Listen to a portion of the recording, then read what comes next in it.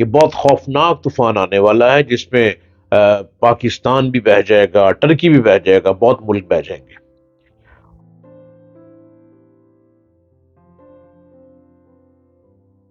السلام علیکم، امید ہے آپ خیریت سے ہوں گے اور بہت سکون قلب میں ہوں گے۔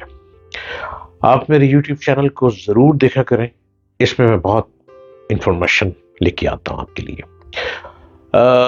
کچھ مہینے پہلے سنا تھا، بلکہ آپ نے بھی سنا تھا، بلکہ پڑھا بھی تھا، اور بلکہ بہت زیادہ نیوز میں جو ٹیلی ویژن نیوز جو ہلہ گلا بہت مچاتے ہیں نیوز والے، کیا وہ ہلہ گلا دیا تھا انہوں نے کہ ٹرکی کے کسی بہت اسپیشلسٹ نے، ایسٹرولوجر نے یہ کہا کہ بہت خوفناک طوفان آنے والا ہے جس میں پاکستان بھی بہہ جائے گا، ٹرکی بھی بہہ جائے گا، بہت ملک بہہ جائیں گے۔ اور ہمارے جو بہت بڑے بڑے ایکسپرٹ پامسٹ ہیں، بڑے ایکسپرٹ حساب کتاب کے ماسٹر ہیں، انہوں نے بھی یہ کہا تھا کہ یہ ایسا ہونے والا ہے، ایسا ہو رہا ہے، لیکن میں نے یہ کہا تھا ایسا کبھی بھی نہیں ہوگا۔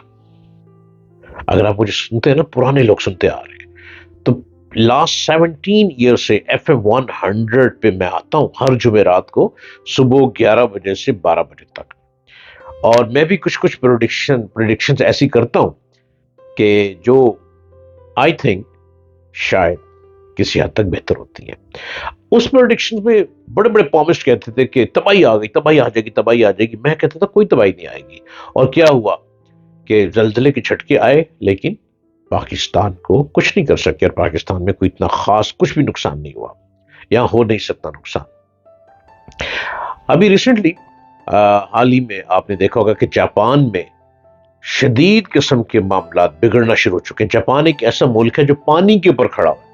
جاپانیوں نے بڑی مشکلیں کاٹی ہیں، جاپانیوں نے بہت تپسیا کی ہیں، جاپنیز لوگوں نے اتنے مشکل حالات سے گزرے ہیں کہ بس ان کی آنےسٹ ایمانداری نے ان کو پھر دوبارہ کھڑا کر دیتا ہے۔ ایمانداری ایک ایسی چیز ہے جو انسان کو دوبارہ کھڑا کر دیتی ہے، اور جاپنیز لوگوں میں اتنی ایمانداری پائی جاتی ہے اپنے ملک کے لیے، اپنے آپس میں ایک دوسرے کے لیے، کہ یہ دوبارہ گرتے گرتے پھر کھڑے ہو جاتے ہیں۔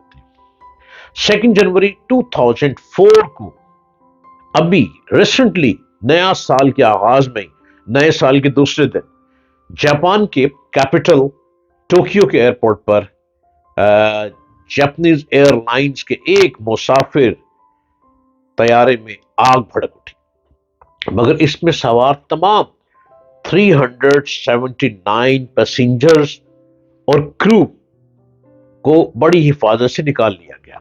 اب ہوا یہ کہ فلائٹ فل پیک ہو کے اور رن وے پہ بھاگنا شروع کر دیا فلائٹ نے۔ 379 لوگ بیٹھے ہوں اس میں کرو کے ساتھ، تو کیا کمال ہوتا ہے، سب لوگ ریڈی ہوتے ہیں کہ بس اب فلائٹ ہماری پرواز کر رہی ہے۔ جہاز میں ایک دم آگ بھڑک اٹھی، جہاز میں 8 بچے بھی تھے، انجن میں آگ اس وقت لگی جب مسافر سلائڈ سے نیچے گر رہے تھے۔ اس مسافر طیارے کی کوسٹ گارڈ کے ایک چھوٹے طیارے سے ٹکرا ہوا، دونوں ٹکرا گئے کسی طرح سے، کوئی پر ٹکرا گیا، جس کے بعد اس میں آگ بھڑک اٹھی، اور پولیس کے مطابق کوسٹ گارڈ کے طیارے پر عملے کے 6 میں سے 5 افراد ہلاک ہو گئے۔ جو چھوٹا طیارہ کھڑا ہوا تھا اس میں کوسٹ گارڈ لوگ موجود تھے، 6 لوگ موجود تھے، وہ بیچارے 5 لوگ اس میں سے ان کی ڈیتھ ہو گئی، پائلٹ زخمی ہو گیا۔ آگ بجھانے کے لیے 70 سے زیادہ فائر بریگیڈ انجن تعینات کیے گئے، ان کو وہاں پہ بھیجا گیا۔ جاپانی نشریاتی ادارے NH کے مطابق طیارے کے بیچ جو حادثہ ہوا اس کی وجہ فی الحال کچھ سمجھ نہیں آ پا رہی۔ کوسٹ گارڈ کا طیارہ اسے ایک اور شہر جاپان میں زلزلے کے متاثرین کی مدد کے لیے ریسکیو اینڈ ریلیف آپریشن میں حصہ لے رہا تھا۔ اس واقعے کے بعد ایئرپورٹ کے تمام رن وے بند کر دیے گئے۔ جاپان کئی دہائیوں سے کسی سنگین ہوائی جہاز کے حادثے کا شکار نہیں ہوا۔ اس سے پہلے بھی 1985 میں ٹوکیو سے اوساکا جانے والے جمبو جیٹ جاپان کے ایک علاقے میں گر کر تباہ ہو گیا تھا، اور 520 پیسنجر اور کرو ان سب کی ڈیتھ ہو گئی تھی۔ یہ حادثہ دنیا کے بدترین ہوائی جہازوں کے حادثات میں سے ایک تھا، جس میں ایک ہی پرواز شامل تھی۔ اب ذرا سوچنے کی بات یہ ہے، جاپان کتنی مصیبتوں میں آ جاتا ہے۔ آپ کو یاد ہوگا کہ ایک زمانے میں جاپان پر ہیروشیما پر بوم پھینک دیا گیا تھا، جاپانی ختم ہو گئے تھے۔ جاپانی کے جو بچ چکے تھے، بچ گئے تھے، ان کے اندر مختلف ڈیزیزز آ گئی تھی۔ کسی کے ہاتھ ٹیڑے، کسی کے پاؤں ٹیڑے، کسی کی شکلیں ٹیڑھی، کسی کے سر کے اوپر سے بال اڑ گئے۔ پھر جاپنیز فلاسفروں نے، جاپنیز جو موٹیویشنل سپیکرز ہیں، انہوں نے، جاپنیز انکریج پیدا کرنے والے لوگوں نے اپنے لوگوں کو کھڑا کیا، ریڈیو کے ذریعے، ٹیلی ویژن کے ذریعے، میگا فون کے ذریعے، مختلف اعلانات کے ذریعے، مختلف طریقوں سے جاپانی فلاسفر اپنے لوگوں کو پھر کھڑا کیا اور کھڑا کر کے ان میں ہمت ڈالی۔ اب یہ لوگ پانی سے ٹکراتے ہیں، کیوں؟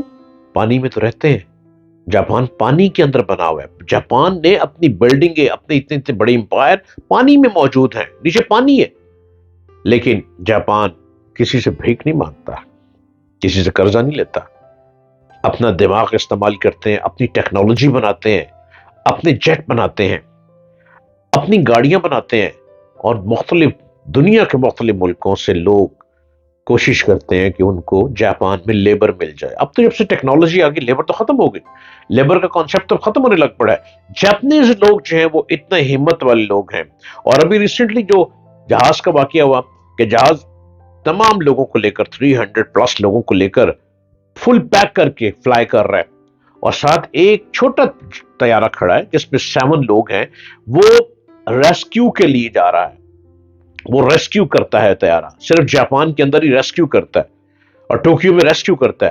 اب وہ ریسکیو سے اس کے کہیں پر ٹکرائیں، اور ٹکرانے کے بعد پیچھے انجن کو آگ لگ گئی۔ اب وہ کیا مشکل تھی، آگ لگ گئی، پائلٹ جو تھے وہ رن وے پہ اپنے فلائٹ کو لے کر بھاگ رہے ہیں، اور کچھ لمحے کے لیے اعلان کر رہے ہیں کہ اپنی اپنی بیلٹیں باندھ لیں، آپ لوگ سیٹ ہو جائیں، اور ہم اوپر فلائی کی طرف جانے والے ہیں۔ اسپونٹینیسلی پائلٹ کو سگنل آ گیا کہ فلائی نہ کرنا، ڈینجرس ہے۔ پائلٹ نے وہیں فلائٹ کو جیم کیا اور 379 لوگوں کو بچا لیا، جہاز سارا جل گیا، راکھ ہو گیا۔ ذہانت، عقل مندی اور دانش مندی انسان کی بڑی بڑی جانوں کو بچا لیتی ہے۔ عقل دینے کے لیے تو روز آتے ہیں ہم آپ کے پاس۔